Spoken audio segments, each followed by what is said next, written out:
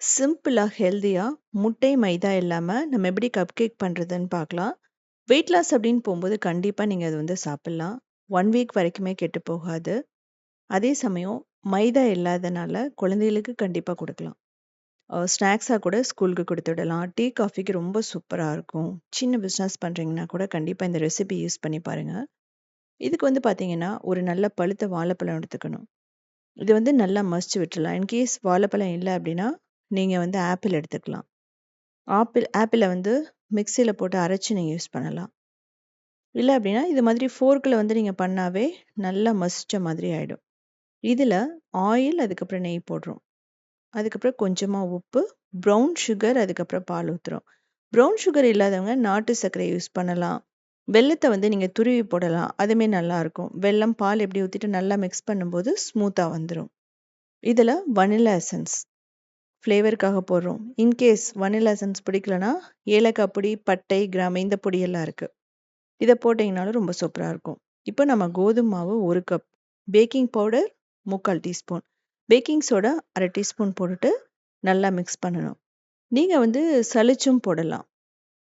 நான் வந்து பார்த்தீங்க அப்படின்னா, இது கப் கேக் மஃபின் ஸ்டைல்ல இருக்கு உங்களுக்கு. நம்ம பேக்கரியில கிடைக்கிற மாதிரியே. ஸோ, இதில நீங்க தேவையான அளவு பால் ஊத்திட்டு, திக்கான மாவு மாதிரி கொண்டு வரணும். அந்த பேட்டர் அப்படிங்கிறது ரொம்ப ரன்னியா இருக்கக்கூடாது. அதே சமயம் ரொம்ப கெட்டியாவும் இருக்கக்கூடாது. ஓவரா பீட் பண்ணும்போது நீங்க பேக்கிங் பவுடர், பேக்கிங் சோடாலாம் போட்டிருக்கிறதுனால, அந்த கப் கேக் வந்து ஒண்ணு ஃப்ளாட்டா மாறும், இல்லன்னா ஹார்டா இருக்கும். நல்லா இருக்காது உங்களுக்கு சாப்பிடுறதுக்கு. ஸோ, இதெல்லாமே வந்து நீங்க பார்த்துக்கணும். மெயினானது என்ன அப்படின்னா, இது வந்து கட்டி இல்லாம நீங்க மிக்ஸ் பண்ணணும்.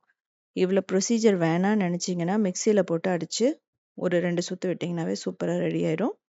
கூடிய சீக்கிரமா நான் அந்த வீடியோவும் போடுறேன். இப்போ சாக்லேட் சிப்ஸ் வந்து நான் ஆட் பண்ணியிருக்கேன். ஸோ, இதில வந்து நீங்க கொக்கோ பவுடரும் ஆட் பண்ணலாம். டார்க் சாக்லேட்ட வந்து மெல்ட் பண்ணி ஊத்தலாம். அது வந்து பார்த்தீங்கன்னா, ப்ரௌனி ஸ்டைல்ல இருக்கும். ப்ரௌனி கப் கேக் ப்ரௌனி மாதிரி இருக்கும். இது வந்து நான் மோல்டுல வந்து நம்ம போடுவோம். இது வந்து பார்த்தீங்கன்னா, 3/4 வாசி மட்டும் தான் நீங்க ஃபில் பண்ணணும். டோட்டலா ஃபில் பண்ணீங்க அப்படின்னா, அது அப்படியே வந்து வழிஞ்சு வந்துரும் கீழ. இன்கேஸ் உங்களுக்கு இதெல்லாம் இல்லன்னா, டம்ளர், சின்ன சின்ன வந்து கப்ஸ் இருக்கும் நம்மகிட்ட. அதாவது கட்டோரின்னு சொல்லுவாங்க. அதுல கூட நீங்க ஊத்திக்கலாம். அதுல வந்து கொஞ்சம் ஆயில் தடவிட்டு மாவு வந்து ஸ்ப்ரிங்கிள் பண்ணிட்டீங்கன்னா, நான்ஸ்டிக் மாதிரி ஆக்ட் ஆகும். ஸோ பிகினர்ஸா இருக்கிறவங்க அது மாரி கூட பண்ணலாம். இது கடாய், பிரஷர் குக்கர், அவன், ஓடிஜி எல்லாத்துலயுமே பேக் பண்ணலாம். ஃபர்ஸ்ட்டு வந்து நீங்க ஓடிஜி இல்ல அவன் அத வந்து ஒரு 10 மினிட்ஸ் 250 டிகிரில நீங்க ப்ரீஹீட் பண்ணுங்க.